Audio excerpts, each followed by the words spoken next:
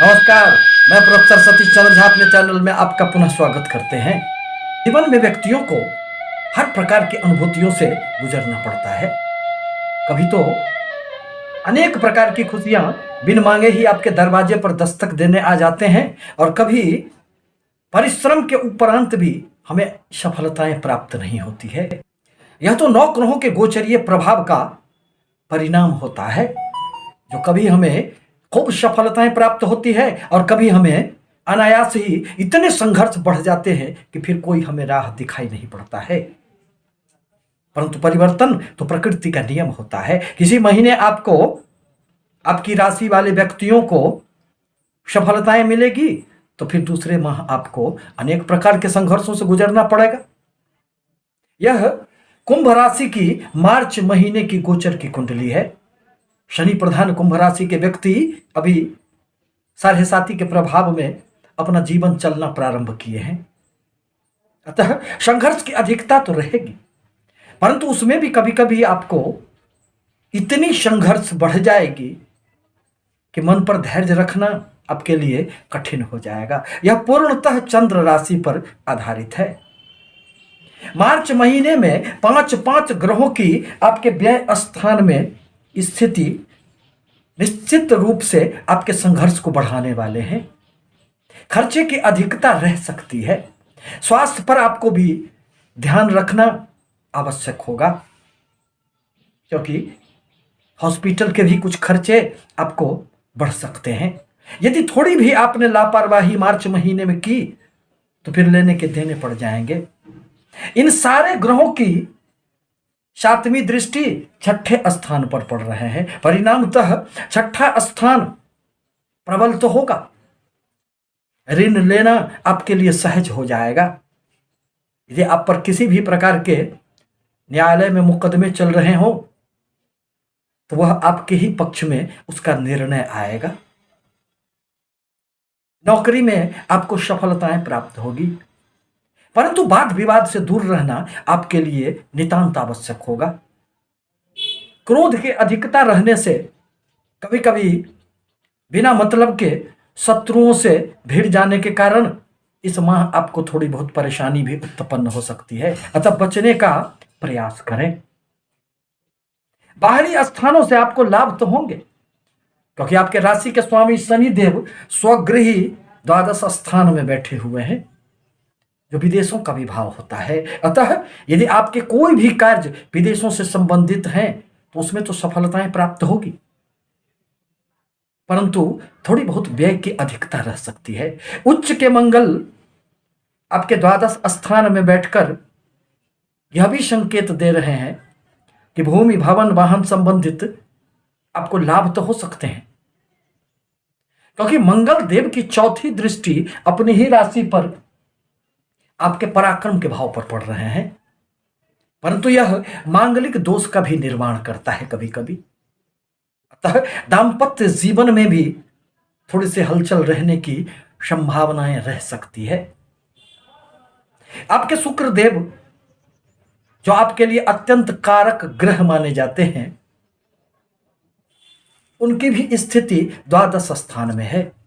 एकमात्र शुक्र ही ऐसे ग्रह होते हैं जो यदि द्वादश स्थान में आते हैं तो उनका बहुत अधिक अशुभ फल प्राप्त नहीं होता है।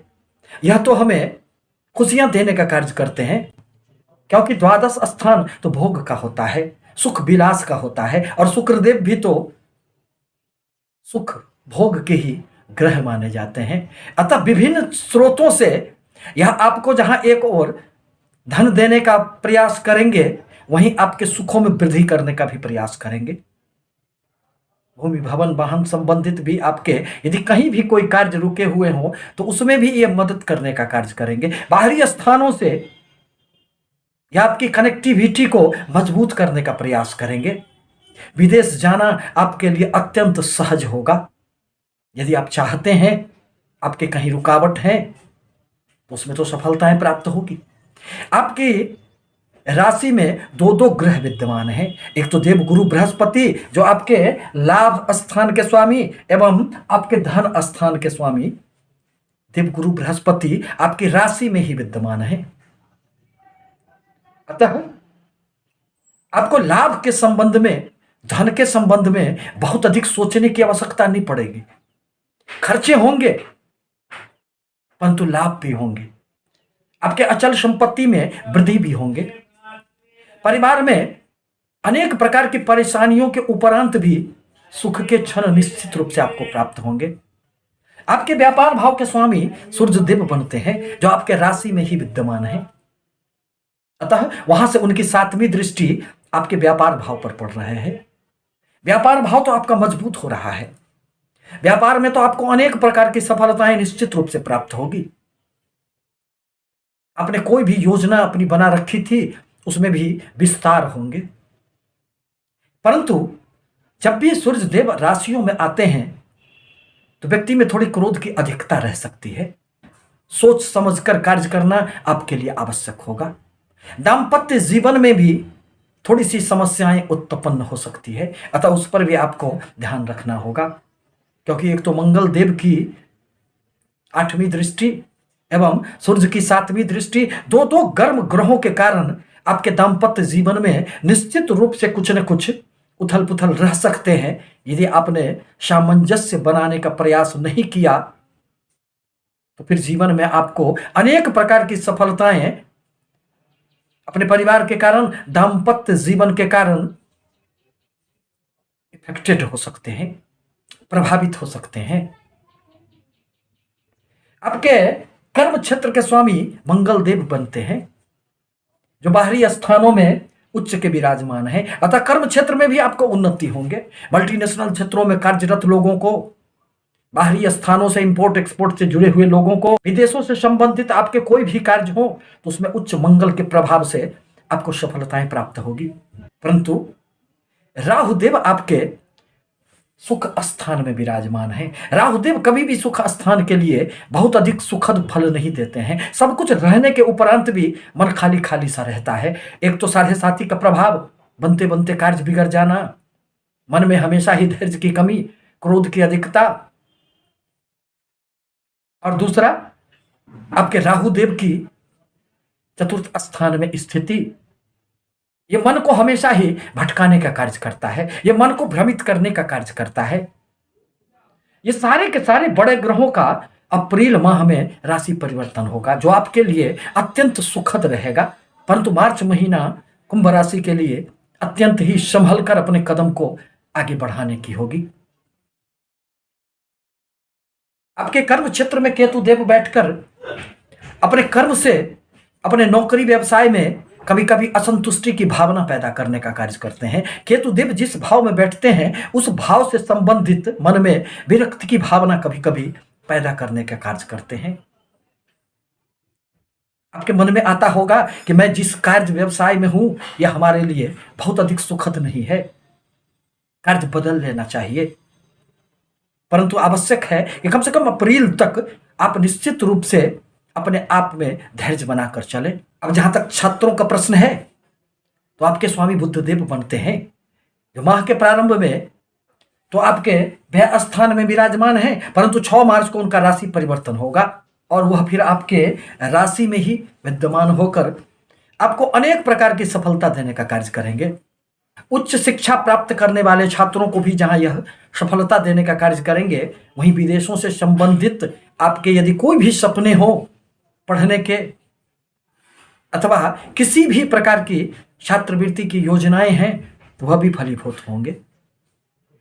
प्रेमी जनों को बुद्ध देव के प्रभाव से यदि किसी भी प्रकार का उनके बीच मतभेद की समस्याएं बन गई थी तो वह दूर हो जाएंगे,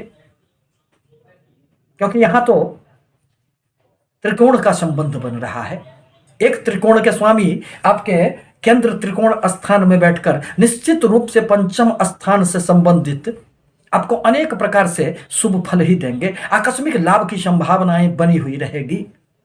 संतानों संबंधित अगर कोई भी समस्याएं हैं तो उससे आपको निश्चित रूप से मुक्ति मिलेंगे। सूर्य देव का पुनः राशि परिवर्तन होगा, वह आपकी राशि से निकलकर आपके धन स्थान में प्रवेश करेंगे। धन स्थान के लिए सूर्य देव की स्थिति बहुत अधिक यह भी सुखद नहीं होती है। धन में वृद्धि तो होंगे, परंतु वाणी में आपके थोड़े से संयम की आवश्यकता पड़ेगी। आपके क्रोधपूर्ण, आपके रोषपूर्ण वाणी के कारण कुटुंबों के साथ थोड़ी बहुत मतभेद की समस्याएं उभर सकती है। यूं तो परिवार में खुशियां बनी हुई रहेगी। आपके परिवार में से किसी भी व्यक्तियों को भूमि भवन संबंधित लाभ इस माह निश्चित रूप से प्राप्त होंगे। आपको भी अपने हर क्षेत्र में सफलताएं दृष्टिगोचर होगी, परंतु व्यय की अधिकता आपके मानसिक शांति को भंग करने वाला होगा। स्वास्थ्य की समस्याएं, वाद विवाद की समस्याएं